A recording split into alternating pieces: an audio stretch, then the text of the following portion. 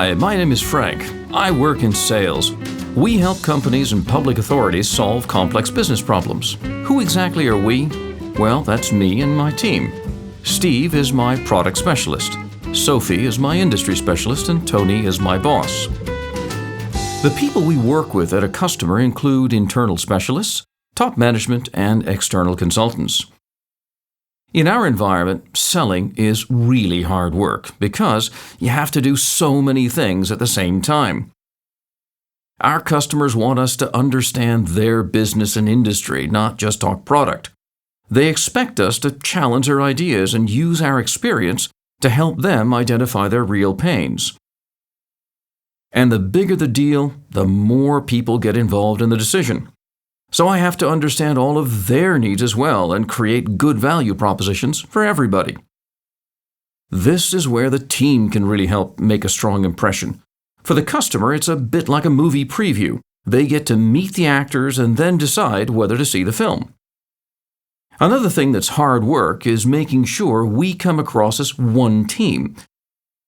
There's nothing worse than confusing the customer with mixed messages, the kind of thing that happens when an important meeting is prepared at the last minute. You'd think that once a problem is understood, it would be easy to present a solution, but that has its challenges too. It's so tempting to slide into the comfort zone and just talk about the company and our products. I remember one disastrous presentation. It felt like Tarzan calling the animals, but none of them were listening. One thing I found is that if my presentation is really adapted to the customer's needs, they'll use it to sell the project internally. Of course, even the best solution needs a strong business case to justify the investment. But it's more than just about the numbers. Customers want to feel wanted. You're committed to them and that you'll be there for the long haul. But not every sales opportunity is a perfect fit. Sometimes you have to say no to avoid wasting time and resources. That brings me to my boss. He doesn't like dead horses either. He really makes selling hard work. He wants me to have enough qualified leads to meet my targets for the next 4 quarters. He insists that even if my largest deal falls through, I should still be able to make my numbers. I see why. I put him into a really tough spot recently when I promised that a big deal would close within the quarter, but it didn't. The problem was he had already committed it to his boss. He also insists that I develop relationships with all the key decision makers, not just the ones who like us. He keeps reminding me of the mistake he made as a young salesman. He thought he had this huge deal in the bag, but when it came to the final decision, the people who had supported him all along turned out to have no influence at all. Maybe that's why he's always checking whether we're really talking to the right people. And if all that's not enough, my boss also wants us to do more than what customers expect. He says it's going that extra mile that gets you the win.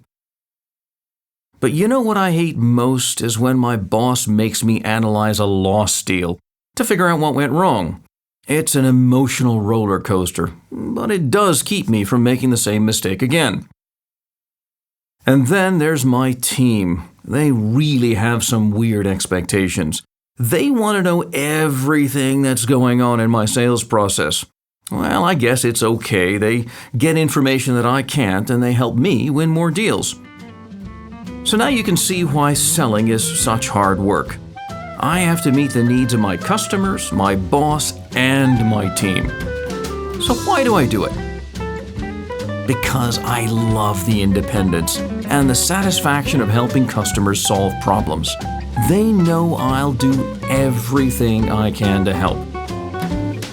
My boss challenges me all the time, but that makes me better. My team is fantastic. There's real power in working together, and we support each other through thick and thin. And the rewards, well, they speak for themselves.